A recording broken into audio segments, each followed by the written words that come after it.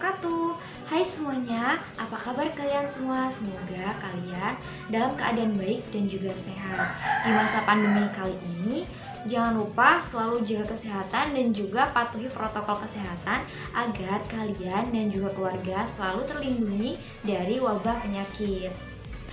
Baik, sebelum video pembelajaran ini dimulai, alangkah baiknya kita berdoa dulu agar video ini dapat memberikan pengajaran dan ilmu yang bermanfaat bagi kalian semua. Berdoa dimulai. Selesai.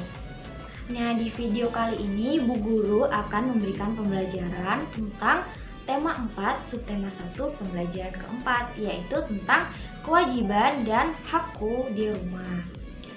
Dalam video kali ini kita semua akan belajar tentang makanan dan juga tidur yang cukup untuk menjaga kesehatan tubuh. Istirahat yang cukup untuk menjaga kesehatan tubuh. Apa sih istirahat yang cukup itu?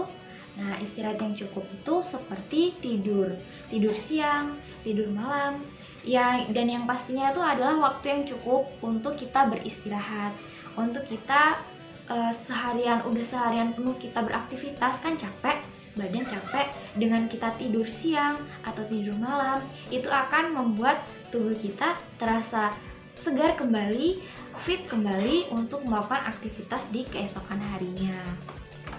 Nah, di sini kita akan mencoba belajar untuk menyelesaikan masalah dengan berkelompok. Nah, Ibu akan membuat kelompok dari beberapa siswa menjadi beberapa kelompok. Dalam satu kelompok itu ada beberapa siswa dan di situ akan mencari masalah dan juga mencari solusinya. Permasalahannya ada di sini, akan Ibu share. Nah, di sini Ibu sudah membagi menjadi 5 kelompok. Dalam 5 kelompok ini terdiri dari beberapa siswa yang di situ akan mencari sebuah solusi dari permasalahan yang Ibu sudah bagi di sini. Untuk kelompok pertama, masalahnya adalah ibuku selalu menyediakan makanan yang sehat dan bersih. Aku lebih suka jajan. Apa yang sebaiknya aku lakukan? Simak ya. Untuk kelompok kedua, permasalahannya adalah setiap hari, ibuku menyiapkan sarapan pagi. Aku sering terburu-buru dan tak sempat sarapan. Apa yang sebaiknya aku lakukan? Simak ya. Untuk kelompok ketiga, ibu menyampaikan bahwa tanganku harus bersih ketika menyentuh makanan. Aku merasa itu tidak penting. Apa yang sebaiknya aku lakukan? Simak ya. Untuk kelompok keempat, ayah selalu mengingatkanku agar berdoa sebelum dan sesudah makan. Aku seringkali tidak melakukannya. Apa yang sebaiknya aku lakukan? Simak ya. Dan untuk kelompok kelima, permasalahannya adalah ayahku selalu berpesan agar aku menghabiskan makananku. Aku masih sering bersisa makanannya. Apa yang harusnya aku lakukan? Simak ya. Oke, sekarang kita akan membahas permasalahan dari diskusi kita hari ini secara bersama-sama. Yang pertama adalah ibuku selalu menyediakan makanan yang sehat dan bersih, tapi aku lebih suka jajan. Apa yang harus aku lakukan? Nah, sebaiknya aku harus memakan makanan yang baik dan juga bersih.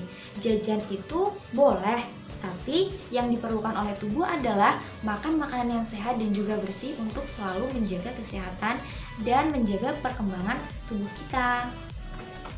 Permasalahan kedua adalah setiap hari ibuku menyiapkan sarapan pagi. Aku sering terburu-buru dan tidak sempat sarapan. Apa yang sebaiknya aku lakukan? Nah, yang sebaiknya dilakukan itu ada banyak hal agar kita itu tidak terburu-buru ketika ingin berangkat ke sekolah sehingga tidak melupakan sarapan. Yang pertama, buku-buku bisa disiapkan di malam hari, dan juga ketika pagi hari kita bisa lebih awal bangun sehingga ketika kita akan mempersiapkan diri akan berangkat ke sekolah itu tidak terburu-buru, masih banyak waktu untuk kita menikmati makanan yang sudah disiapkan oleh ibu. Permasalahan yang ketiga, Ibu menyampaikan bahwa tanganku harus bersih ketika menyentuh makanan. Aku merasa itu tidak penting. Apa yang sebaiknya aku lakukan? Yang sebaiknya aku lakukan adalah mencuci tangan sebelum menyentuh makanan. Karena tangan yang kotor itu bisa menyebabkan bakteri menempel di makan, sehingga ketika kita memakan makanan yang tertempel bakteri, itu bisa menyebabkan berbagai gangguan pencernaan dalam tubuh kita, dan itu tidak baik. Permasalahan yang keempat adalah ayah selalu mengingatkan aku agar berdoa sebelum dan sesudah makan. Aku sering tidak melakukannya. Apa yang sebaiknya aku lakukan? Yang sebaiknya aku lakukan adalah berdoa sebelum makan dan juga berdoa setelah makan. Karena itu adalah salah satu bentuk rasa syukur kita kepada Tuhan Yang Maha Esa, karena kita sudah diberkati oleh makan makanan yang sehat dan bergizi untuk kita makan di hari itu. Permasalahan yang kelima adalah ayahku selalu berpesan agar aku menghabiskan makananku. Aku masih sering makan tersisa. Apa yang sebaiknya aku lakukan? Yang sebaiknya aku lakukan adalah mengira-ngira seberapa banyak sih makanan yang harusnya aku habiskan agar makanan itu tidak tersisa. Yang selanjutnya di sini kita akan menjodohkan kalimat-kalimat yang berkaitan dengan permasalahan yang sudah Ibu terangkan atau kita bahas bersama. Lembar pengamatan akan Ibu share di sini. Bisa dibaca. Nomor 1, aku bersyukur masih memiliki makanan untuk dimakan. Kalimat ini lebih tepat dijodohkan dengan permasalahan di nomor berapa ya? Jawabannya adalah nomor 4. Yang kedua adalah sebelum makan, tangan harus bersih dari debu, kuman, dan penyakit. Yang benar dijodohkan dengan nomor berapa ya? Ya, benar sekali, dengan nomor 3. Yang selanjutnya adalah aku harus berhati-hati memilih jajanan. Makanan yang dijual di jalan sering dihinggapi lalat. Cocok dengan nomor berapa ya? Ya, benar sekali, dengan nomor 1. Yang selanjutnya adalah di pagi hari aku harus sarapan agar aku bisa belajar dengan semangat. Cocok dengan nomor berapa ya? Nomor 2. Selanjutnya, aku tahu bahwa banyak anak seusiaku yang sulit mendapatkan makanan. Cocok di nomor berapa ya? 5. Nah, di sini Ibu Guru akan membagi sebuah cerita yang akan Ibu bacakan. Setiap malam, Udin dan keluarga makan malam bersama. Udin berbahagia karena bisa makan bersama keluarganya. Usai makan malam, ia berpikir tentang kewajiban dan haknya berkaitan dengan makanan. Apa saja sih kewajiban dan hak tentang makanan? Nah, ayo kita bantu Udin untuk memilih mana kewajiban dan hak. Baik, Ibu akan memberikan penjelasan tentang kewajiban dan hak terhadap makanan. Anak-anak semuanya bisa mencatatnya di buku tulis. Yang pertama adalah bersyukur atas semua makanan yang ada. Yang kedua, mendapat makanan sehat dan bersih. Yang ketiga, makan makanan yang sudah disediakan. Keempat, memilih makanan yang sehat. Kelima, mendapat sarapan pagi sebelum ke sekolah. Keenam, membaca doa sebelum dan sesudah makan. Yang ketujuh, mendapatkan air minum yang bersih dan sehat. Yang kedelapan, mengambil makanan secukupnya. Yang kesembilan, mendapat makan siang yang sehat dan bersih. Yang kesepuluh, menghabiskan makanan yang sudah diambil. Nah, di sini Ibu sudah membagikan lembar kerja untuk anak-anak semuanya tentang membedakan kewajiban dan juga hak tentang makanan. Nah, ini kan sudah ada kolom kewajiban, itu bisa diisi dari yang Ibu sudah sebutkan tadi tentang kewajiban dan hak makanan. Nanti kalian bisa membedakannya sendiri ya. Kewajiban itu apa aja dan hak itu apa aja. Nah, mari kita bahas bersama tentang lembar kerja untuk siswa yang sudah Ibu bagi tentang kewajiban dan hak makanan. Kewajiban itu apa aja sih? Kewajiban kita terhadap makanan itu yang pertama, bersyukur atas semua makanan yang ada. Yang kedua, makan makanan yang sudah disediakan. Yang ketiga, membaca doa sebelum dan sesudah makan. Yang keempat, mengambil makanan secukupnya.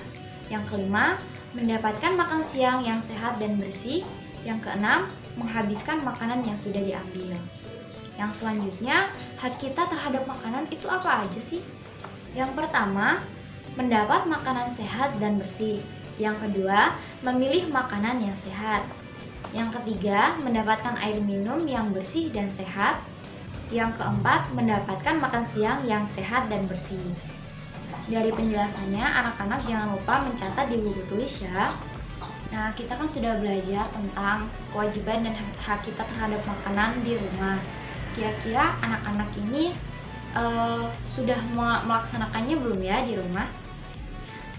Tentu saja beberapa pasti sudah ya, tentang membaca doa sebelum makan, berdoa sesudah makan, menghabiskan makanan, terus mendapatkan makanan yang bersih. Itu sudah beberapa sudah dilaksanakan dan juga didapatkan oleh anak-anak sekalian di rumah.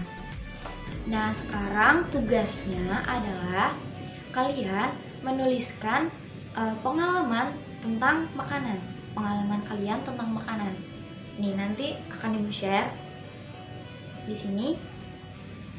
Kalian tulis aja pengalaman kalian tentang makanan, entah itu sarapan, makan siang, atau makan malam, atau waktu piknik, bebas.